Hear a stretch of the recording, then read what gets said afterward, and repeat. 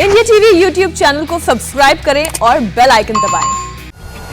और इधर दिल्ली ने जम्मू और कश्मीर के नेताओं को बातचीत के लिए बुलाया और उधर आतंकवादियों में खलबली मच गई। आज नौगाम में एक आतंकवादी हमला हुआ है जिसमें एक इंस्पेक्टर की शहादत हो गई है। साफ है आतंकवादी संगठनों में बेचैनी है क्योंकि सरकार ने साल 2024 तक कश्मीर के कायाकल्प का पूरा प्लान तैयार कर लिया है। लेकिन कुछ ऐसे लीडर्स हैं जो जम्मू कश्मीर में पॉजिटिव बदलाव देख नहीं पा रहे हैं। क्या है इनकी राजनीति? पहले ये बयान सुनिए, फिर पूरी रिपोर्ट देखिए 2024 तक कश्मीर का कायाकल्प।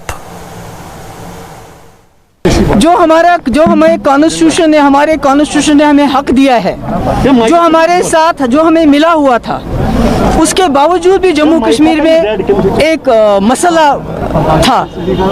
तो अगर जम्मू कश्मीर के हालात सुधारने, इस खिते में अमन लाना है, न सिर्फ जम्मू कश्मीर या हमारे मुल्क के अंदर बल्कि पूरे खिते में, तो इसके बगैर कोई चारा नहीं है। क्लियर कर दिया, नो कॉम्प्रोमाइज ऑन दैट। और डायलॉग की बात, हमसे डायलॉग कर रहे हैं। हम कहते हैं कि ये दोहा जाके तालिबान से डायलॉग कर रहे हैं, आपने सुना होगा हमारी गवर्नमेंट। तो जम्मू कश्मीर में डायलॉग करें और सबके साथ करें और पाकिस्तान के साथ भी करें। जम्मू कश्मीर के नेताओं से बातचीत की तुलना तालिबान के साथ बातचीत से करना और पाकिस्तान को बातचीत में शामिल करने की मांग गुपकार अलायंस का गुप्त एजेंडा कुछ इस तरह से है। इंटरनेशनल गेम यानी गुपकार अलायंस 24 जून की तारीख को इंटरनेशनल हेडलाइन बनाने की कोशिश कर रहा है। स्पेशल स्टेटस का क्लेम यानी गुपकार अलायंस धारा 370 पर कोई समझौता करने को तैयार नहीं है और सेंटर को ब्लैकमेल यानी गुपकार अलायंस पाकिस्तान को बातचीत में शामिल करने की मांग करके सेंटर के साथ ब्लैकमेलिंग का खेल खेलना चाहता है। यह गुपकार गैंग का पूरा गेम है जो गुपकार अलायंस की प्रेस रिलीज की दूसरी लाइन से ही स्पष्ट हो जाता है। धारा 370 और 35A पर कोई समझौता नहीं करेंगे। गुपकार अलायंस ने केंद्र के साथ बातचीत के न्योते को स्वीकार तो कर लिया है, लेकिन साथ ही यह भी कहा जा रहा है कि वो केंद्र के किसी एजेंडे पर साइन नहीं करने जा रहे हैं। फारूक अब्दुल्ला के नेतृत्व में गुपकार के लीडर प्रधानमंत्री नरेंद्र मोदी से बातचीत करेंगे, लेकिन इशारों में इन नेताओं ने साफ कर दिया है कि 370 के रूप में जो रुतबा उनको पहले मिला हुआ था उसको छोड़ने वाले नहीं है।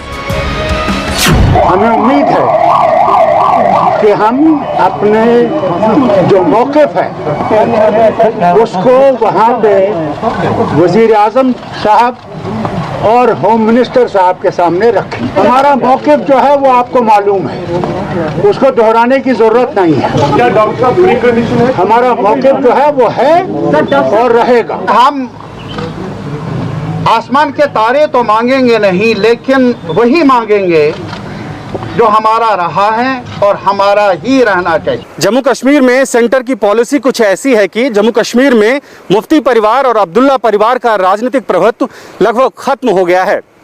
पहले यही दो परिवार जम्मू कश्मीर की राजनीति चलाते थे, खासकर कश्मीर की। लेकिन केंद्र के दखल के बाद अब जिस रफ्तार से जम्मू कश्मीर में विकास का पहिया घूम रहा है, उसके बाद ऐसे लीडर्स की कतार तैयार हो गई है जो न सिर्फ सेंटर के साथ आना चाहते हैं बल्कि भारत की मुख्य धारा में भी शामिल होना चाहते हैं। जो नेता 24 जून की होने वाली बातचीत में शामिल होने जा रहे हैं, उनमें शामिल फारूक अब्दुल्ला केंद्र के प्रति सख्त रुख रखने वाले हैं। इस लिस्ट में फारूक के अलावा महबूबा मुफ्ती का नाम है, लेकिन अब दूसरी तरफ कश्मीर के ऐसे लीडर्स भी हैं जो सेंटर के प्रति सॉफ्ट हैं, जैसे पीपल्स कॉन्फ्रेंस के नेता मुजफ्फर हुसैन बेग जो जम्मू कश्मीर के डिप्टी सीएम रह चुके हैं। जम्मू कश्मीर अपनी पार्टी के प्रमुख अल्ताफ बुखारी का रुख भी सेंटर के साथ मुफ्ती और अब्दुल्ला जैसा सख्त नहीं है। पीपल्स कॉन्फ्रेंस के सज्जाद लोन भी इसी लाइन पर चलने वाले नेता हैं और उनकी मोदी के साथ पहले मुलाकात भी हो चुकी है और इसीलिए अब महबूबा मुफ्ती और फारूक अब्दुल्ला की वो पॉलिसी नहीं चलने वाली है जो कश्मीर में शेख अब्दुल्ला ने तय की थी। शेख अब्दुल्ला भी भारत को ब्लैकमेल करने के लिए हमेशा बातचीत में पाकिस्तान को पार्टी बनाने की कोशिश करते थे, लेकिन अब मुफ्ती परिवार और अब्दुल्ला फैमिली का ये ब्लैकमेलिंग वाला प्लान कामयाब नहीं होने वाला है। जब पाकिस्तान समझ चुका है कि आर्टिकल 370 इंडिया का इंटरनल अफेयर है, इसमें पाकिस्तान का कोई रोल नहीं है, मुझे ये बात समझ में नहीं आ रहा है कि कुछ हिंदुस्तान में बैठे राजनेताओं को ये बात समझ में क्यों नहीं आ रही। मुझे लगता है किसी भी हिंदुस्तान के नेता को इस प्रकार के बयान से हिंदुस्तान को डराने की कोशिश नहीं करनी चाहिए। अंत में मैं इतना ही कहूंगा, अजय जी, 3 परिवार, आर्टिकल 370 के जाने से 3 परिवारों को बहुत बड़ा धक्का पहुंचा है। मुफ्ती परिवार, अब्दुल्ला परिवार और गांधी परिवार, और तीनों के बयान, चाहे पी चिदम्बरम या दिग्विजय सिंह के बयान हो, चाहे महबूबा मुफ्ती जी के बयान हो, या चाहे फारूक अब्दुल्ला के बयान हो, कहीं ना कहीं ये परिवारवाद को बचाने की एक अंतिम चेष्टा है, एक अंतिम कोशिश है। बात सिर्फ इतनी सी नहीं कि जम्मू कश्मीर में अब राजनीति पूरी तरह से बदल चुकी है। भारतीय जनता पार्टी के पास एक कुशल नेतृत्व है, उसके साथ जम्मू कश्मीर में 25 सीटें हैं जो कि एक अहम रोल अदा करती है। यही नहीं बल्कि अगर जम्मू कश्मीर के लिए कोई भी फैसला लिया जाता है तो भारतीय जनता पार्टी का मत बेहद जरूरी होगा और बीजेपी की विचारधारा पहले से ही एक भारत और श्रेष्ठ भारत की है। जम्मू की राजनीति का प्रतिनिधित्व करने वाले बीजेपी के नेता पाकिस्तान के साथ बातचीत के सख्त खिलाफ हैं। पाकिस्तान के साथ वर्तमान के हालात में तो बातचीत संभव नहीं। पाकिस्तान ने जम्मू कश्मीर को लहूलुहान किया है। पिछले 40 वर्षों में पाकिस्तान ने जम्मू कश्मीर के अंदर जो खूनी खेल खेला है, जिसके चलते जम्मू कश्मीर के लाखों बेगुनाह लोगों की जानें गई हैं, उसके लिए तो पाकिस्तान जिम्मेवार है। बंदूक और बातचीत ये कभी साथ साथ नहीं चल सकते। महबूबा क्यों बात करें? जो लोग पाकिस्तान के साथ ऐसे हालात में बातचीत करने की सलाह दे रहे हैं, वो उन लोगों के घावों पर नमक छिड़क रहे हैं जिन परिवारों ने इस आतंकवाद के दौरान अपने सगे संबंधियों को खोया है। बात सिर्फ इतनी ही नहीं है। दरअसल जम्मू और कश्मीर में अब डीलिमिटेशन यानी परिसीमन की प्रक्रिया भी शुरू हो गई है। परिसीमन से कश्मीर के राजनीतिक परिवार कैसे परेशान हैं? ये जानने से पहले समझ लीजिए कि आखिर डीलिमिटेशन या परिसीमन होता क्या है। आबादी में बदलाव की वजह से परिसीमन की प्रक्रिया की जाती है। इसमें आबादी और क्षेत्रफल के हिसाब से विधानसभा क्षेत्रों की सीमाओं में बदलाव किया जाता है। इस प्रक्रिया में किसी राज्य में सीटों की संख्या बदल जाती है और इससे विधानसभा और लोकसभा की सीटों की संख्या पर असर पड़ता है, यानी संख्या में बदलाव की संभावना बनती है।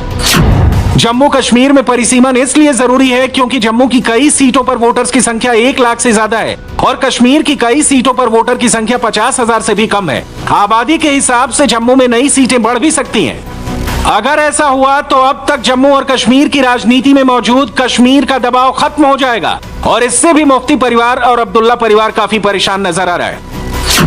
दरअसल जम्मू में इस वक्त 37 विधानसभा सीटें हैं और कश्मीर में इस वक्त 46 विधानसभा सीटें हैं। कश्मीर में जम्मू के मुकाबले 9 सीटें ज्यादा हैं। मौजूदा स्थिति मुफ्ती परिवार और अब्दुल्ला परिवार के फेवर में है, इसलिए वो डीलिमिटेशन के बाद होने वाले किसी भी बदलाव का विरोध कर रहे हैं।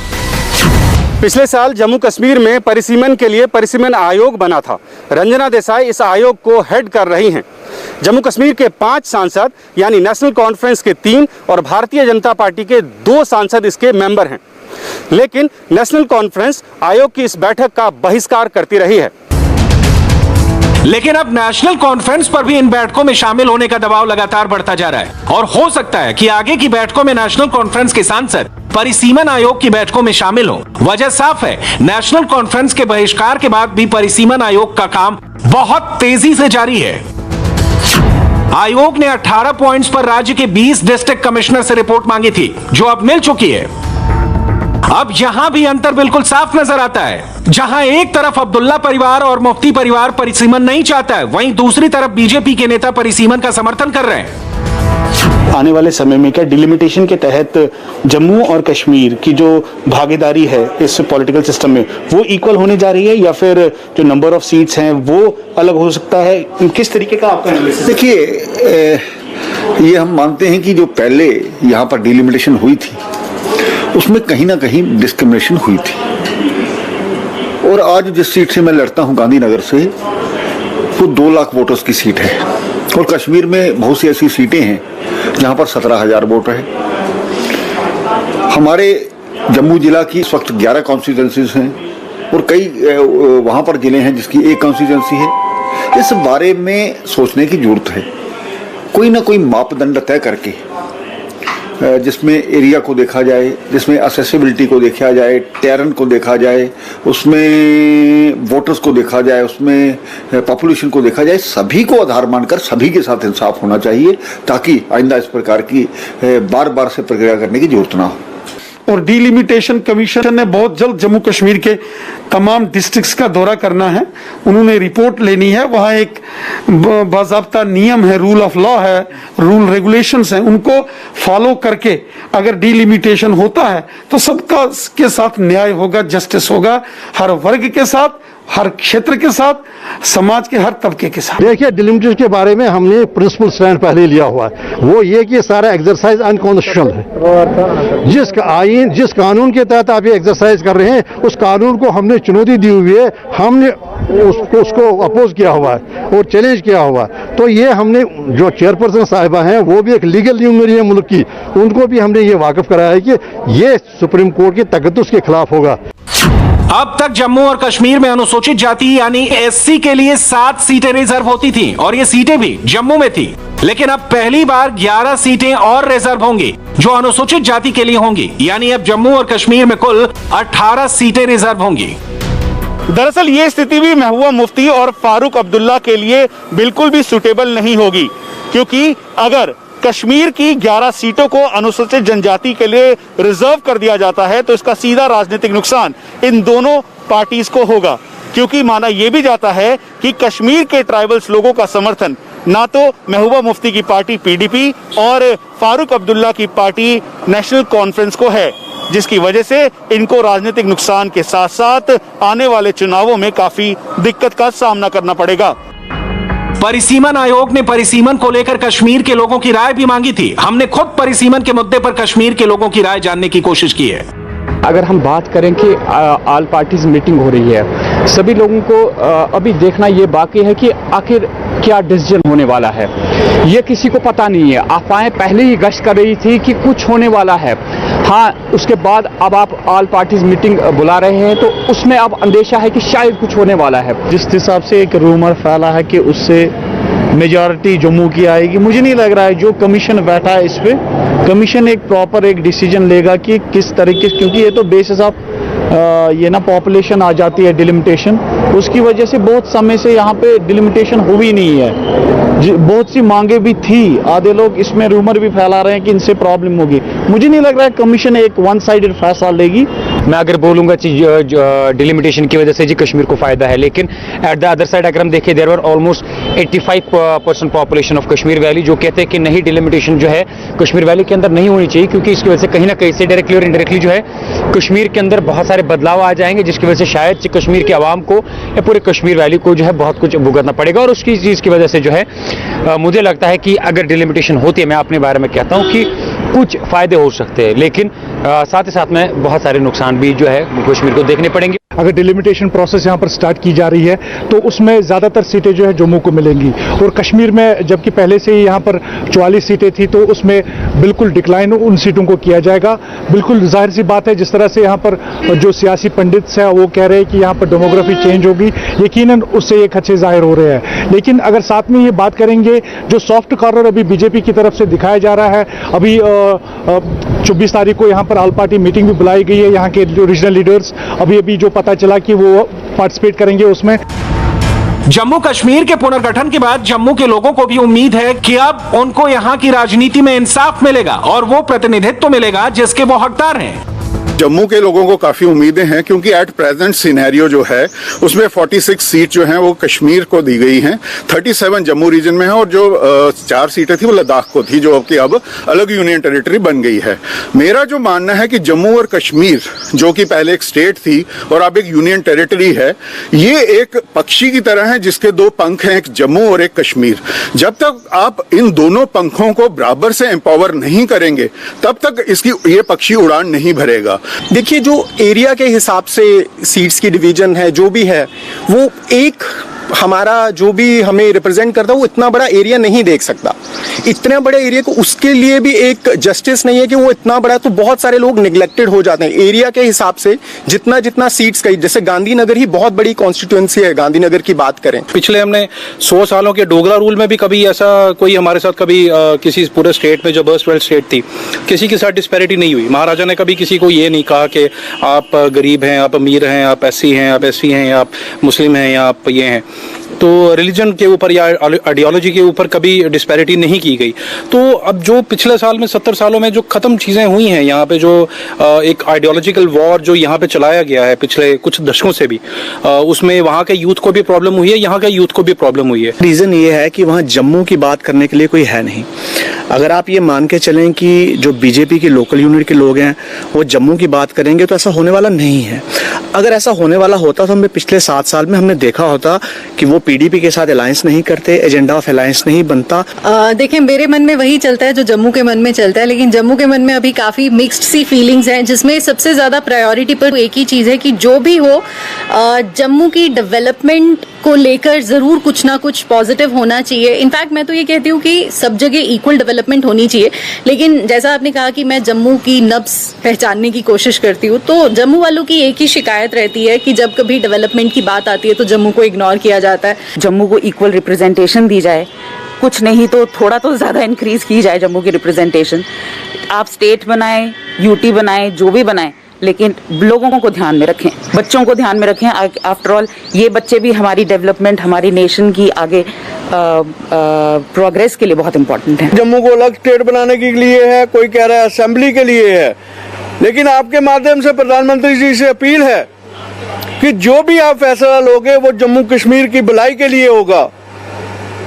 लेकिन जो जम्मू की ब्यूरोक्रेसी है उनको लगाम लगानी चाहिए, और जो 24 तारीख को फैसला हो जम्मू के हितों के लिए हो, जम्मू के लोगों के फायदे के लिए हो। क्योंकि 2 साल होने को आ रहे हैं और सिर्फ जम्मू के लोग तो सिर्फ वेट ही करते रह गए कि कब कुछ ऐसा आएगा और हम कुछ करेंगे, आगे बढ़ेंगे। जैसे कि इंडिया के बाकी स्टेट जो हैं वो आगे बढ़ रही हैं दिन ब दिन। मुझे तो ऐसा लग रहा है कि जम्मू अब 10 साल पीछे चला गया। कुल मिलाकर सेंटर ने कश्मीर के पूरे कायाकल्प का प्लान तैयार कर लिया है। अब मुफ्ती परिवार और अब्दुल्ला परिवार को यह तय करना है कि वो किसके साथ हैं, भारत के संविधान के साथ या फिर अपनी देश विरोधी पॉलिटिक्स के साथ। दिल्ली से देवेंद्र प्राशर, श्रीनगर से मंजूर मीर और जम्मू से मनीष प्रसाद के साथ ब्यूरो रिपोर्ट, इंडिया टीवी। नमस्ते, मैं हूं मीनाक्षी जोशी। वीडियो और खबरों से अपडेट रहने के लिए India TV YouTube channel subscribe करें, बेल आइकन दबाना ना भूलें। जुड़े रहें इंडिया टीवी के साथ।